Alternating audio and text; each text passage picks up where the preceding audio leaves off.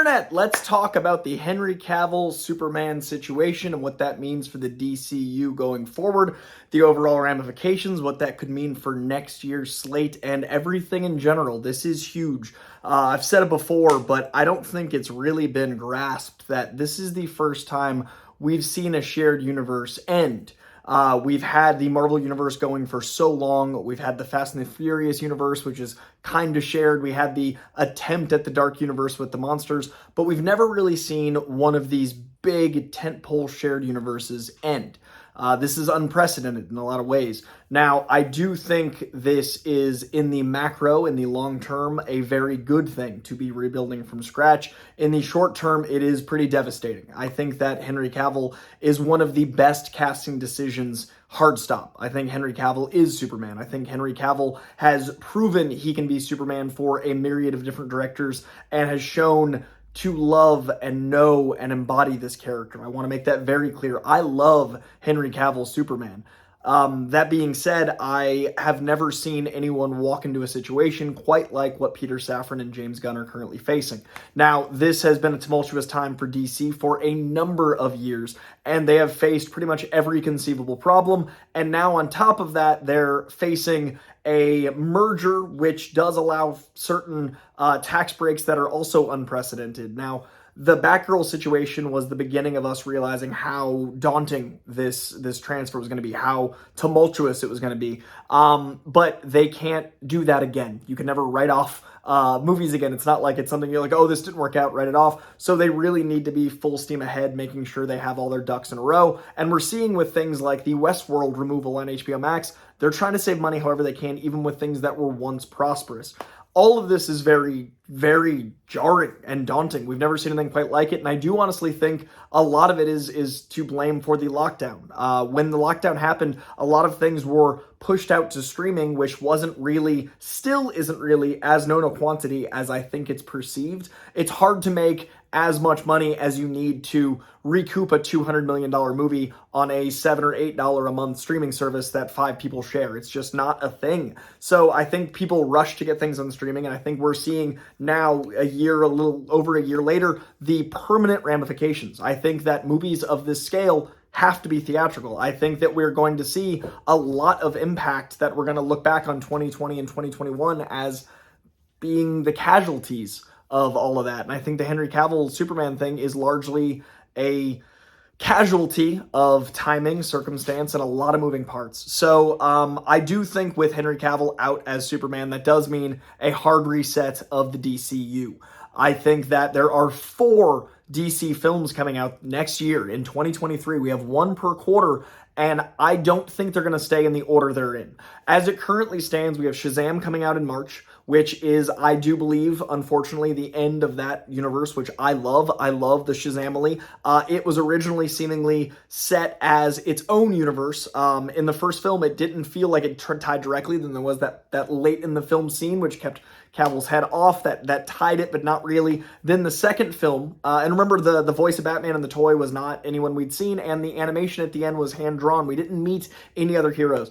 The second film was then advertised as very strongly tied into the Snyder Universe, and I'm curious how much is in the film. Is there Snyder tie-ins? Is there the DCEU characters? And no matter what, does that matter? Do we get any more of this Shazam family? Zach Levi did come out and say, like, he's friends with James Gunn and Peter Safran. They're his bosses. He hopes he gets to keep playing them. But with this Cavill news, I don't know if we're going to have the Shazam universe go forward. I do also think that is probably the end of Black Adam accordingly, which, again, a bummer. I enjoyed Black Adam. I'm very much on the record for saying, even to The Rock himself, when I interviewed him, how much that scene at the end of Black Adam meant to me. What it was to see Henry Cavill back as Superman and to hear the score and to see him in the costume I love and all those things. I made it very clear. I love this, and I think Cavill is him, but I do think the end of Shazam, the end of Black Adam, it might be written in at least pencil and maybe even pen. Following that, we do have the summer release of Flash. That I do think might move to December. To be honest, I wonder if Flash becomes the end of all of this, if they do additional photography and the end of Flash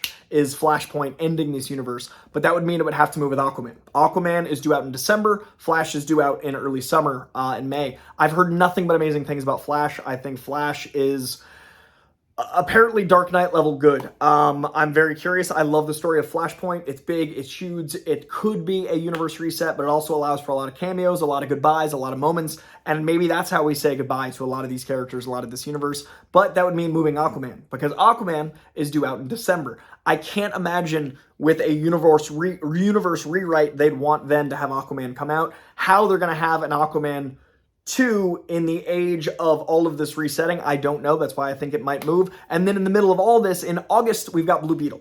Now, Blue Beetle could be removed enough from the overall universe. It could just be its own thing, but I don't know what they're going to want to do with starting a universe with a character like Blue Beetle. He's not really a household name. I love Blue Beetle, but I don't know if that's going to work for everyone else. So it's a really tricky prospect. That being said, I do think there's an opportunity for the character to exist in the DC universe, depending on how much filming, connectivity, and they do have time to film and adjust accordingly. So I think Blue Beetle might be safe out of all of these. I could see Aquaman maybe shifting to before Flash and Flash ending everything. I do think this means a hard reset. I do think this means a new Superman that ties into the Justice League that they're going to be building from scratch. I think that Matt Reeves' Batman is probably safe. That could be just optimism. I love Matt Reeves' Batman. I'm hoping that Batman stays separate. And we do have two Batmans. I know that pisses a lot of people off. And I know a lot of people are saying that, you know, if we can understand the idea of two Batmans, why can't Superman just be Henry Cavill, but in a new universe? I think they're going younger. I think they're starting a new universe, and I'm upset too. But I do think when we look back in 10 years, a fresh start might be what the universe needs. And I know a lot of people are saying, you know, make him the same Superman, you know, that they're going to build towards, but just have Henry Cavill play a different Superman. And I know we understand that as filmgoers. I know we get that, but you got to think about people that aren't as versed in this lore that are like, why is he having another start here? Why is he, you know, with these new Batman? Why is he with a new whoever? And they're saying it's not an origin story. James Gunn has been very clear. He's been so communicative, which I think is incredible, making it very clear the moves. And he says it's an earlier in the life of Superman while not being an origin story. You can check his Twitter. There's a lot going on over there. He said they had a good meeting with Henry Cavill, and it just doesn't work out with the direction they're going with going younger.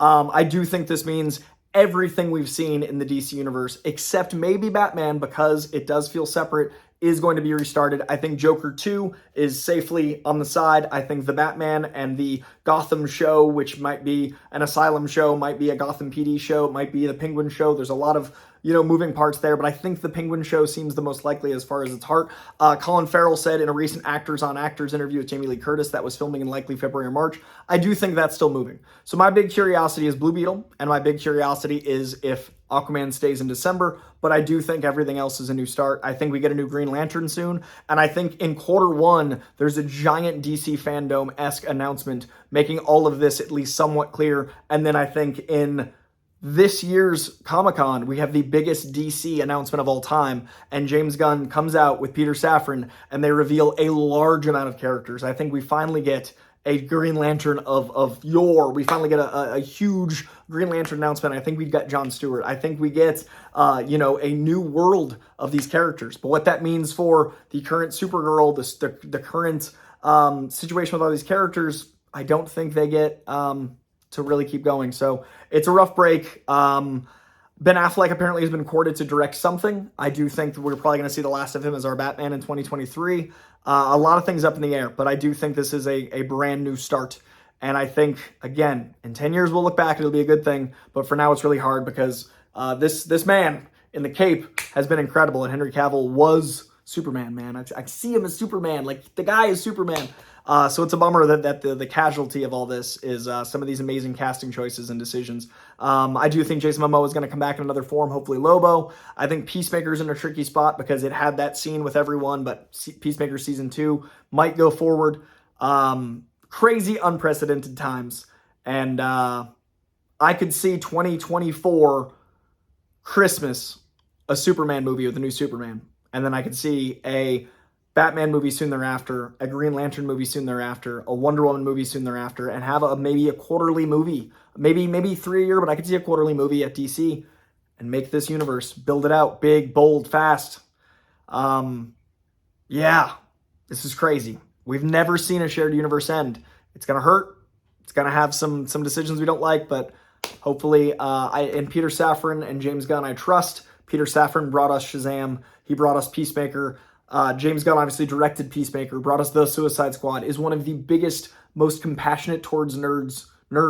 The man has the Kevin Feige stage pizzazz, the Kevin Feige comic knowledge, the directing prowess that James Gunn has, plus Peter Safran, one of the best creative producers, one of the best on-set producers, one of the best shepherds of creativity. I think we're in good hands. I'm going to trust in the process, and in the meantime, so bummed about Henry Cavill. Stay tuned. I'll keep you guys updated. Let me know what you think in the comments. Leave a like if you like this video. Subscribe. Share it with your friends. Let me know what you think of all this news. I always forget the YouTube side of stuff because I usually go on other channels. But I'm trying to grow this one out. So New Year's gift to me. Subscribe to this channel. All right. Much love.